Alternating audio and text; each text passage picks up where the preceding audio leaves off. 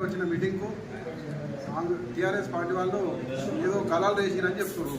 కళాలు వేసింది సత్యం కాదని మేము ఏమంటలేదు. కళాలు వేసాం. మరి మీరు వచ్చే ముందు ఒక 2 రోజుల ముందు ప్రెస్ మీట్ పెట్టి ఇక్కడ కళాలు వేసిరు, ఎందుకు రావు, ఎందుకు వస్తున్నాడు అని చెప్పాలి కదా. దానికన్నా ముందు రోజు మీరే పగల్పాలు వాళ్ళకి మొత్తం డెవలప్ అయిందని చెప్తుంది. అది లేదు, రేవంత్ రెడ్డి గారు వచ్చిన దానికోసం వాళ్ళు ఏం చేశారంటే ఆయన వచ్చే ఏదైనా 10-11 కోట్లు ప్రకటిస్తాడు, అవి కాంట్రాక్ట్ చేసుకొని బతుకుదామని చూసారు అంతే తప్ప అప్పటిదాకా సపోర్ట్ చేయలేరు వాళ్ళు. మరి ఎందుకు ప్రెస్ మీట్ ఇవ్వలేదు, ఎందుకు ఒక లెటర్ ఇవ్వలేదు కలరేసి దానికి అని చెప్పాలి కదా. అదేమనంటే ఎమ్మెల్యే గారు తిట్టిరంటారు. యాచార మండలిలో పోయినసారి ఉన్న ఎమ్మెల్యే కొబ్బరికాయ ఒక ఎస్సీని ఒడనీయలేదు ఆయన. మరి ఇక్కడ ఏమైనా జరిగిందా? వేదిక మీద పిలిచినాం, ప్రతిదానికి పిలిచినాం, అన్నీ చేసినాం. ఆమె ఎంపీపీ లేదు, ఎంపీపీని కొబ్బరికాయ కొట్టనీయలేదు. అలాంటి దుష్పథం మా రంగన్నకు లేదు. ఆయనను సార్ అంటేనే చూస్తాడు, మా రంగన్న అంటాం మేము. ఆయన ఏమంటారు, ఆయనను సార్ అంటేనే మంచిగా చూస్తాడు, కిందికి మీదకి చూస్తాడు. కానీ మా రంగాన్ని అట్లా కాదు, రంగాన్ని అంటేనే కొట్టుకుంటాడు.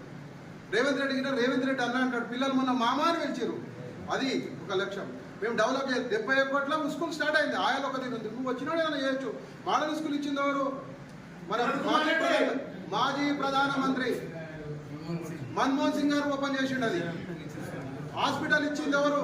కాంగ్రెస్ గవర్నమెంట్. డబల్ రోడ్ ఇచ్చింది కాంగ్రెస్ గవర్నమెంట్. హాస్పిటల్ కట్టింది పాత హాస్టల్ ఇచ్చింది కాంగ్రెస్ గవర్నమెంట్. ఇవన్నీ లేదు. మీరు ఏం తెచ్చినడికి మినిస్టర్లు వచ్చిర్రు, ఎర్రబెల్ దయాకర్ణ వచ్చిన పంచాయతీరాజ్ మినిస్టర్, ₹1 ఇవ్వలేదు. ఆయన లేదా మీకు సోయి లేదా? ఆయన ఓడను సర్పంచ్ ఎవరు ఏదో కానీ అనుకోరు. మీరు ఇలా మీ సర్పంచ్ అంటారు. మీరు వచ్చే నిధులతోటి బాగుపడదామని చూసారు. దీనికి నిదర్శనం ఎస్సీ బస్సులో 6 నెలల కింద సుందరయ్య నగర్లో 15 లక్షల రంగాన్ని ఇస్తే ఓపెన్ చేసిపోతే కటింగ్ చేసిన కాంట్రాక్టరు దాన్ని ఆపిరు.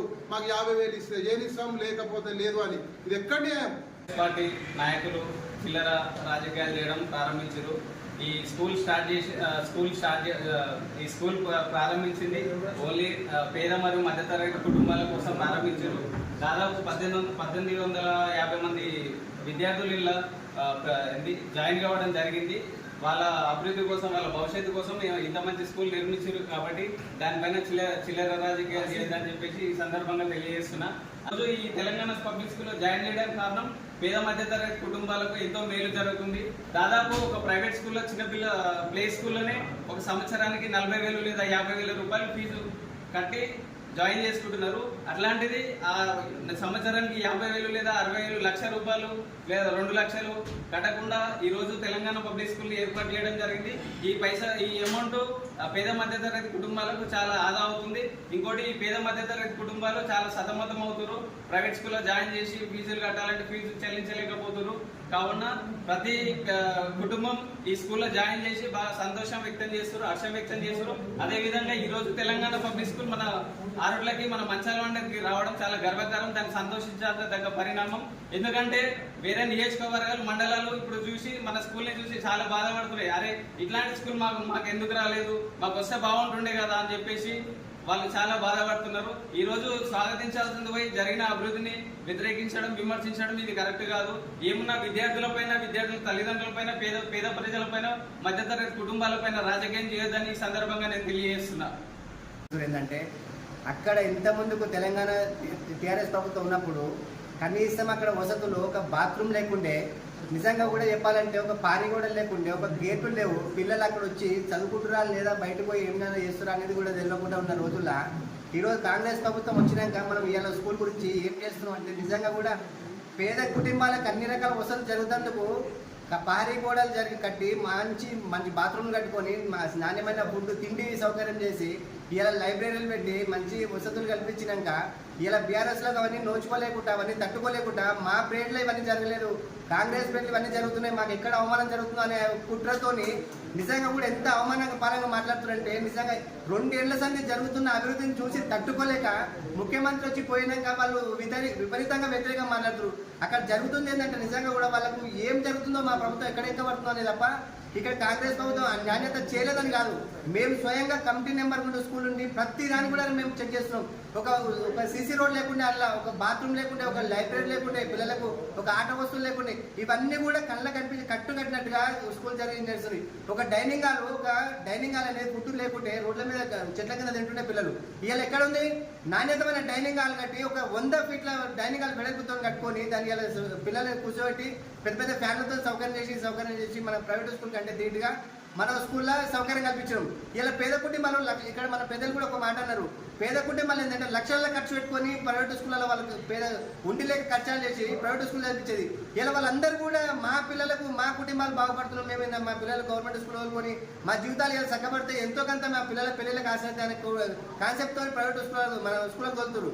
కాబట్టి ఇవన్నీ నోచుకోలేకనే బీఆర్ఎస్ వాళ్ళు వ్యతిరేకిస్తారు తప్ప వేరే ఉద్దేశం ఏం కాదు. ఇవన్నీ కూడా ఇలాంటివి ఇంకా కొన్ని జరుగుతాయి. ఇలాంటి వాళ్ళకు తగిన బుద్ధి మేము చెప్పి అనుకున్న ప్రాజెక్టులు ఇంకా కడతాము. ఇంకా గ్రామాభివృద్ధి మేమే చేస్తాము. గ్రామాభివృద్ధికి అందరూ సహకరించి మా కాంగ్రెస్ గవర్నమెంట్ ముందుంటుంది. మా కాంగ్రెస్ గవర్నమెంట్ నుంచి మా పెద్దలందరికీ కృతజ్ఞతలు తెలియజేసుకుంటూ ఈ అవకాశం ఇచ్చిన టీబీఎస్ తెలంగాణ పబ్లిక్ స్కూల్ ప్రారంభోత్సవం జరిగిన అనంతరం టీఆర్ఎస్ నాయకులు ప్రెస్ మీట్ పెట్టి అవాకులు చెవాకులు చేయడం జరిగింది. దానికి వీళ్ళు ఏమంటారు, ఇట్లున్న స్కూల్ ఇంతకుముందు ఇట్లా చేసినామన్నాడు, ఇట్లున్న స్కూల్ ఇట్లా అయింది, కొంచెమన్నా సోయిందా? దిమాగ్ కొన్ని మాట్లాడాలి. ఇది ఈ స్కూల్ గురించి తెలంగాణ రాష్ట్రం కాదు, దేశం మొత్తం మాట్లాడుకుంటుంది జరిగిన అభివృద్ధిని చూసి. ఈ కొడుకులు మాట్లాడిన మాటలు ఈ స్కూల్ ఇట్లా చేసిన మాట్లాడుతారు.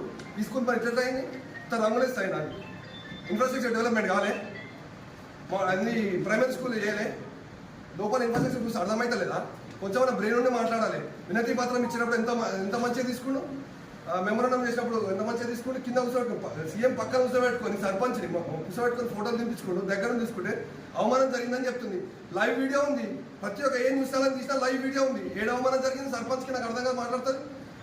మర్ర రంగారెడ్డి అవాకులు చెవాకులు ఏంది ప్రవర్తన బాగాలేదని మాట్లాడుతుంది. నేను ఏమన్నాను, నీ పక్కన కూర్చోబెట్టుకొని ఫోటో దిగిండు, ప్రతిపక్ష పార్టీ అని కూడా చూడలేదు. నిన్ను దగ్గర కూర్చోబెట్టుకొని సొంత ఆడబిడ్డ లెక్క చూసిండు. నిన్ను స్టేజ్ మీద పిలిపించి నీకు ప్రోటోకాల్ ఇచ్చిండు, శిలాపథకం మీద నిన్ను పెట్టిండు. అంత మంచిగా చూసుకుంటే నువ్వు చెప్పిన మాట నీ ఇష్టం వచ్చిన మాట్లాడితే మంచిది కాదు చెప్తున్నావు. అట్లా కాంగ్రెస్ పార్టీ తరపు నుంచి హెచ్చరిస్తున్నాం. అదే యూత్ కాంగ్రెస్ నుంచి చెప్తున్నా, మల్రెడ్డి రంగారెడ్డి జోలికి కానీ రేవంత్ రెడ్డి జోలికి కానీ ఇష్టం వచ్చినట్టు మాట్లాడితే మాత్రం ఉంటే ప్రసక్తే లేదు. ఊళ్ళ నుంచి కాదు కాన్స్టిట్యూషన్ తరిమి కొడతాం చెప్తున్నా. ఇంకొకటి ఏమది పెయింటింగ్ పెచ్చులు వాటి అని చూపించారు, ఫోటో మిస్ అయింది. పెచ్చులు వాటి అంటే అన్న ఇంటి గృహప్రవేశం అప్పుడు గృహప్రవేశంకి పెయింటింగ్ చేసినప్పుడు ఆడిన ప్యాచ్ వర్క్లు ఉంటాయి. మన సొంత ఇల్లు కట్టమైనా సరే ముహూర్తం కోసం తొందర మీద చేసి ఏదో కవరప్ చేసుకొని కార్యం చేసుకుంటాం, అవునా కదా? అంత పెద్ద స్కూల్ కట్టినప్పుడు రేవంత్ అపాయింట్మెంట్ ఇచ్చినప్పుడు కొన్ని కార్యక్రమాలు అయిపోయినాయి, అభివృద్ధి అయిపోయి ఏమంటుందని బండలేసి ఓటు మిస్ అయింది, పెయింటింగ్ దగ్గర మిస్ అయింది, దాని పైన పడడం లోన్ మాట్లాడుతున్నారు. మిగతా స్కూల్ పోతే కనిపిస్తలేదా మీకు? మీ కమిటీ మెంబర్గా ఉండి మీరే డెవలప్ చేయాలని చెప్పి ఉద్దేశం మీద అందరినీ కమిటీ మెంబర్ పిల్లల తల్లిదండ్రులనే కమిటీ మెంబర్గా ఎన్నుకోవడం జరిగింది. వాళ్ళ ఆధీనంలోనే వాళ్ళ సజెషన్తోనే ఈ యొక్క టీపీఎస్ స్కూల్ని గవర్నమెంట్ డబ్బులతోని ఈ యొక్క టీపీఎస్ స్కూల్ కట్టడం జరిగింది. ఈ టీపీఎస్ స్కూల్ని ఇప్పుడున్న టీఆర్ఎస్ పార్టీ కార్యకర్తలు ఏమంటారు అంటే, కాంగ్రెస్ గవర్నమెంట్ ఏదో చేసిందని దాన్ని బదలాం చేయడం జరుగుతుంది. ముందుగా అడగాల్సింది మీరు మీడియాని కానీ కాంగ్రెస్ పార్టీని కాదు, అక్కడ ఉన్నటువంటి చిన్నపిల్లల అక్కడ ఉన్నటువంటి కమిటీ సభ్యులను అడగండి, ఎక్కడ అన్యాయం జరిగింది, ఇది ఎట్లా కట్టిరు అనేది. వాళ్ళందరూ సమ్మతం ఉన్నాక మీకేం తక్కువైతుంది, అలా మీకేమో అవసరం. ఇక్కడ నష్టపోయేది మీరు లాభపడుతున్నాం కానీ ఇక్కడ నష్టపోయేది మొత్తము ఇక్కడ ఉన్నటువంటి పేద మధ్యతరగతి పిల్లలు. మీరు చేసే దుశ్చర్య వల్ల పేద మధ్యతరగతి పిల్లలు చాలా నష్టపోతున్నారు. ఇది ఇక్కడ కాదు, మన ఊర్లో మనం కాదు, మన దేశంలో మొత్తం మన స్కూల్ గురించి చెప్పుకుంటారు. అది మీరు గర్వించుకోవాలి, కానీ మీరు జీర్ణించుకోలేక మీరు ఏదో తప్పుడు ప్రచారం చేసి అది కరెక్ట్ కాదని చెప్పి ఈ సభాముఖంగా మీడియాతో నేను ఖండించడం జరుగుతుంది.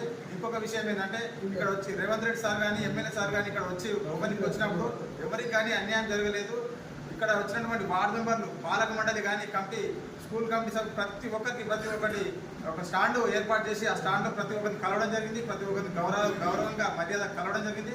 ఎవరికి కూడా ఎమ్మెల్యే గారు కానీ రేవంత్ రెడ్డి సార్ కానీ ఎవరికి కూడా అన్యాయం కానీ ఎవరిని కానీ తీసేయలేదు. ప్రతి ఒక్కరిని ఆప్యాయంగా పలకరించి ప్రతి ఒక్కరికి కావాల్సిన పనులు చేయడం జరిగింది. మీరు అట్లా సర్పంచ్ గారికి అన్యాయం జరిగిందని చెప్పి ఇది అని చెప్పి మీకు అనుకోవద్దు.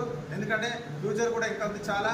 ఎవరు సర్పంచ్ ఎవరు గద్దెనెక్కుతారు అనేది ఇక్కడ ఉన్న వాళ్ళంతా గమనిస్తున్నారు. ఇవన్నీ మీరు చూసుకుంటే సర్పంచ్ గారు ఎట్లా చేయాలనేది కూడా మీరు ఎట్లా చేస్తారనేది కూడా మీరు ఆలోచన చేసుకోవాలి. ఎవరిని కూడా మీరు బదలం చేయొద్దు. మీరు ఇక్కడ ఎవరు బదలం చేసినా మన పిల్లలు మనమే బదలమవుతాం కాబట్టి దయచేసి మీరు గమనించాల్సిందిగా మీ మీడియా మిత్రులు మరొకసారి నమస్కారం చేస్తున్నాను.